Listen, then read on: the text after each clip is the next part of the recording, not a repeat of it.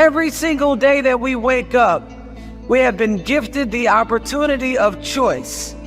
You can choose to be happy or you can choose to be sad. I don't care what your situation is. You should never allow your situation to define who you are as a person. The outside is the physical manifestation of what goes on inside the brain.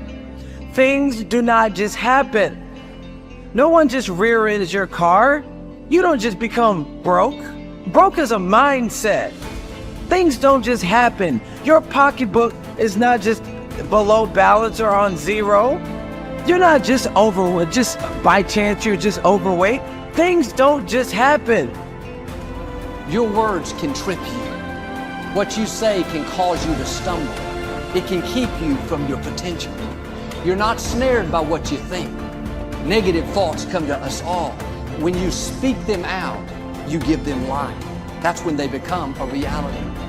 When you say, I'll never get back in shape, it becomes more difficult. You just made it harder. When you say, I never get any good breaks, that stops the favor that was ordained for you. If you say, I'm not that talented, I don't have a good personality, that is setting the limits for your life. That is calling in mediocrity. So the recognition that negative thinking and unhappy states actually do nothing to change anything. If anything, they make it worse. So if there's enough awareness and you can suddenly look at that, and then you can ask yourself from the deeper perspective of awareness, do I want to continue to think these thoughts? Is that helpful or good? Do I really want that? Ask yourself, what is my limiting step? What is the one factor that determines the speed at which I achieve my goal, or whether I achieve it at all? Once you've answered this question, you can move on to making a plan for how to accomplish your goals by eliminating this limiting factor. Your ability to identify your limiting step is one of the best demonstrations of your intelligence, and your capacity to eliminate this limiting step is one of the best demonstrations of your overall competence in achieving anything you want. It's our thoughts that are manifesting this world. Now you could say that's a spiritual thing, and now I say not only is it spiritual, now it is fundamental basic science of the universe. And it says then the thoughts are creative. Well, if the thoughts are creative, then who is having the thought? And you start to realize, I'm having the thought. Well, then the truth is simple. As Richard Conn Henry said, you are creating this world with your mental activity and your spirituality combined. And then all of a sudden it says, well, then if I'm creating the world, then my original belief that when things didn't go right, I was a victim. The universe wasn't supporting me. You know, it's like, oh, I try so hard and the universe is not giving me things. It turns 180 degrees around. And it basically says this: we are creating this world. And then I say your mind is creating this world. Although you cannot change conditions or circumstance, you don't have to let them control you. We can't control what's going on outside, but we can control what's going on inside. You know, and unfortunately, I don't think many of us have been raised to really understand that. And it's a lack of understanding that's causing all our problems. We are the only creature on the planet that's totally disoriented in our environment. All the little squirrels, the birds, all the animals are completely at home in their environment. They blend in. You and I are totally disoriented in our environment. We've been given the mental faculties to create our own environment. However, we go right through school and we've never learned that. We have higher faculties, and the average person has no knowledge of how to operate with them, how to develop them. We have perception, the will, reason, imagination, memory, and intuition. Now, those mental faculties, they're not just words, they're actually mental faculties that we can use to take control over our world and to create the environment that we want. But unfortunately, we grow up, we don't know that. We've been raised to live through by what we see, hear, smell, taste, and touch. Our physical senses. And we've been raised to be controlled by what's going on outside. As little kids, will you listen to what I'm telling you? Will you look at this? You know, and so it's all outside. We get our report card, and that tells us what kind of student we are. But it really tells us where our mind was at for a few minutes 3 weeks ago. Got nothing to do with who we are. So I think we're raised in ignorance, actually.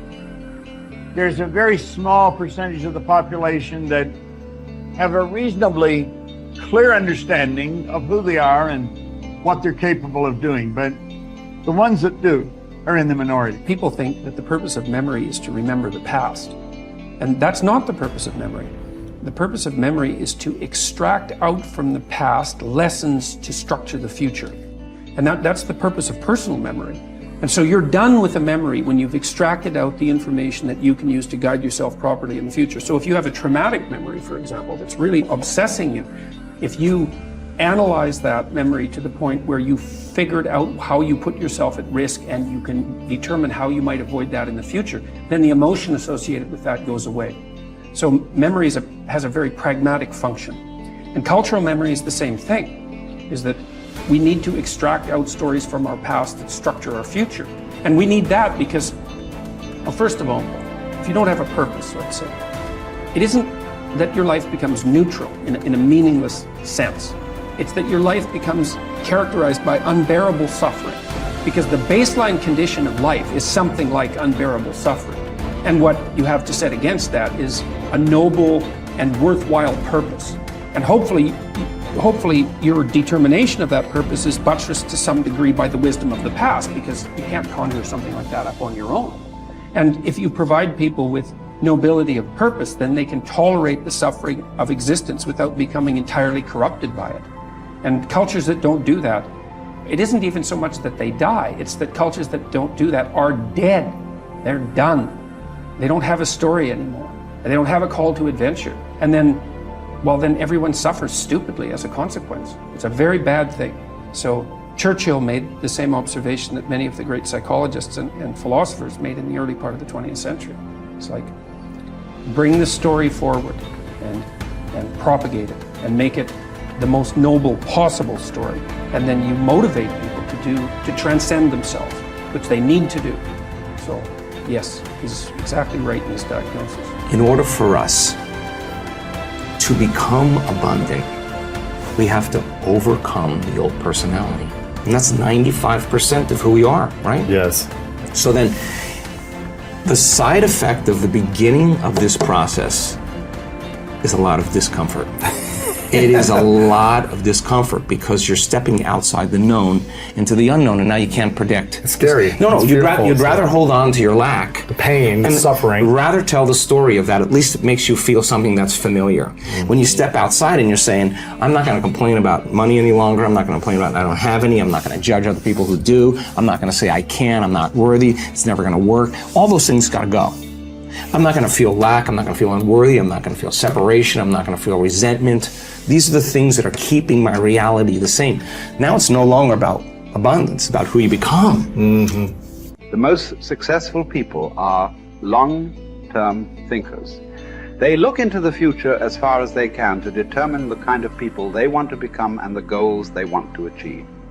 They then come back to the present and determine the things that they will have to do or not do to achieve their desired futures. This practice of long-term thinking applies to work, career, marriage, relationships, money, and personal conduct. Successful people make sure that everything they do in the short term is consistent with where they want to end up in the long term. They practice self-discipline at all times.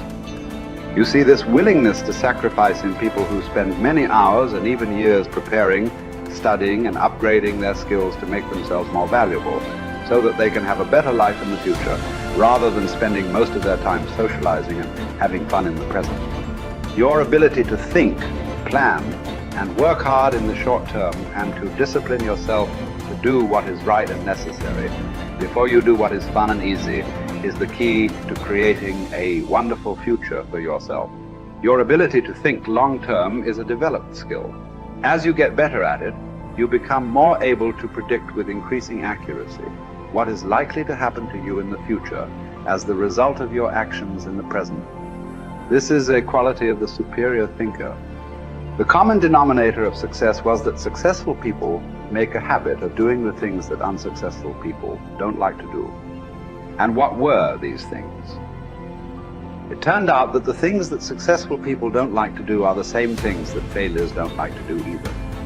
But successful people do them anyway because they know that this is the price they have to pay if they want to enjoy greater success and rewards in the future. Successful people are more concerned with pleasing results, whereas failures were more concerned about pleasing method. Successful, happy people were more concerned with the positive, long-term consequences of their behaviors, whereas unsuccessful people were more concerned with personal enjoyment and immediate gratification. The top people were those who were more concerned with activities that were goal-achieving, whereas average people were more concerned with activities that were tension-relieving